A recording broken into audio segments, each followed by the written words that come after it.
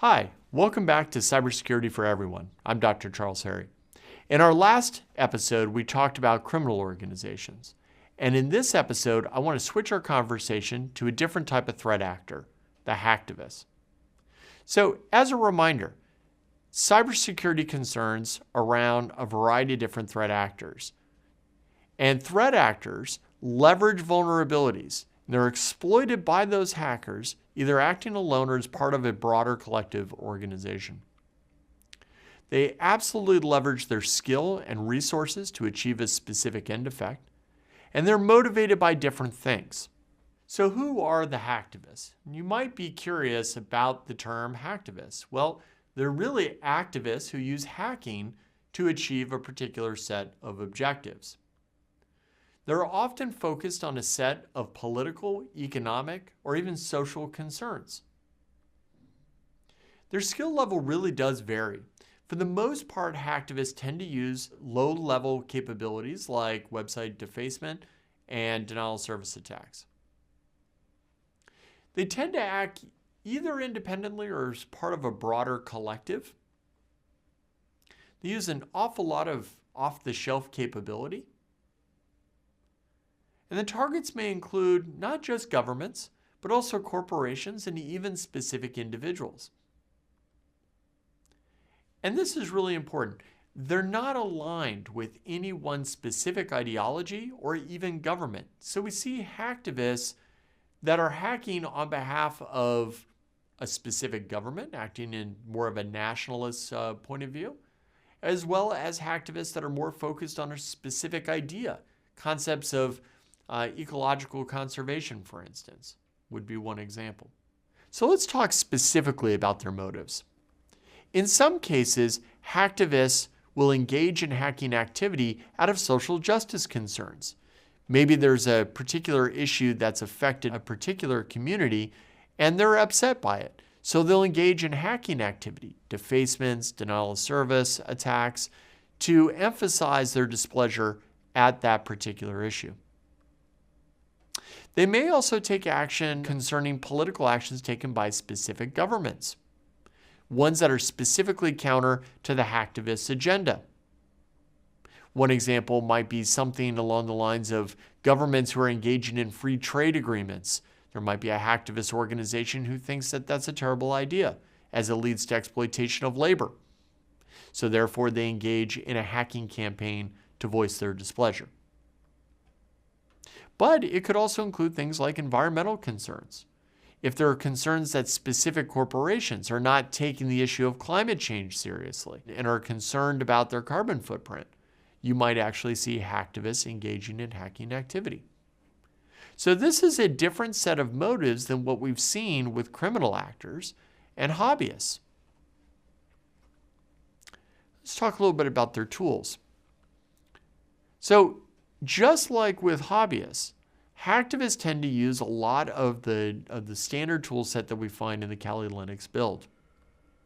They use a lot of standard tools for reconnaissance, as well as for exploitation of those devices. Even for their basic tactics and tools for delivery, they're using standard capabilities. So that's an important differentiator from criminal organizations or even nation states. So what kind of attacks do we normally see with hacktivists? Well, we oftentimes see available information disclosed, and oftentimes that information is actually publicly available. So they'll do research, for instance, on particular individuals and publish things like their address or their phone number, or maybe pictures that are found on their social media account. So nothing that's really terribly sophisticated. Sometimes they will gain access to specific accounts and also publish information that is not publicly available. We oftentimes see hacktivists engaged in defacements, it's kind of graffiti on a website. And we also see denial of service attacks. So these three broad level of effects are typically what we see with hacktivist campaigns: exposure of information, defacement of websites, and denial of service attacks. So let's take one example of a hacktivist collective, Anonymous. So Anonymous is a hacktivist collective, basically comprising of individual hackers that are loosely aligned around a particular worldview. So remember, these are not individuals that work for a government or a criminal organization. They're individuals who believe very strongly in a particular set of issues. It could be a social justice issue, it could be an economic issue, or environmental issue. They focus their hacking activity by loosely surrounding it around something like a campaign. So they focus on a particular issue like countering a terrorist narrative. They organize their activity around campaigns. So an example might be a hacktivist organization that wants to counter a terrorist narrative. They would organize themselves and their activities around countering that narrative. They primarily focus on things like identity exposure, website defacements, and denial of service attacks.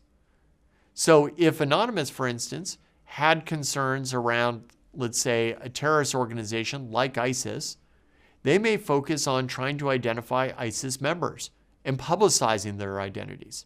That would be an example of an effect that Anonymous would have. And so very specific examples of these campaigns would be things like Operation KKK, which was focused around exposing members of the Ku Klux Klan. They also focused their ires, in some occasions, against specific governments. In this particular case, Op Saudi was a set of operations specifically targeting the Saudi government and engaged in website defacements and in denial of service attacks.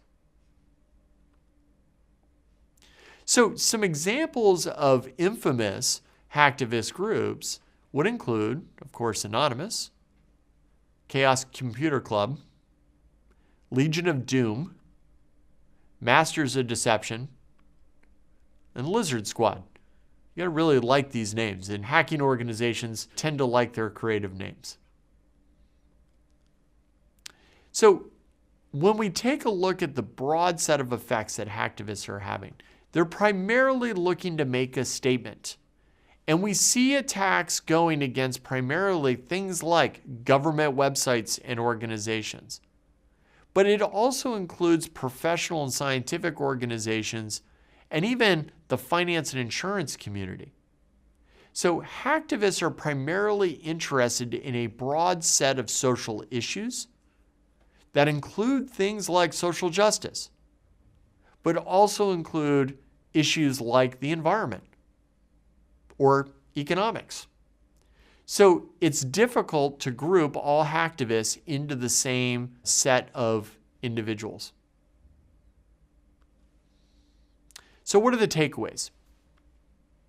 So hacktivists have a range of skills, but they primarily focus on these low-level capabilities: website defacements, denial of service attacks, and exposure of identities. They are motivated by political, social, and environmental issues. They tend to focus on relatively easy things to execute. They primarily focus on exposing information, defacing websites, and a denial of service attack. And they're really not bound by any single ideology. In our next episode, we're going to talk about advanced persistent threats and the real challenge that they present to broader society. I hope to see you next time.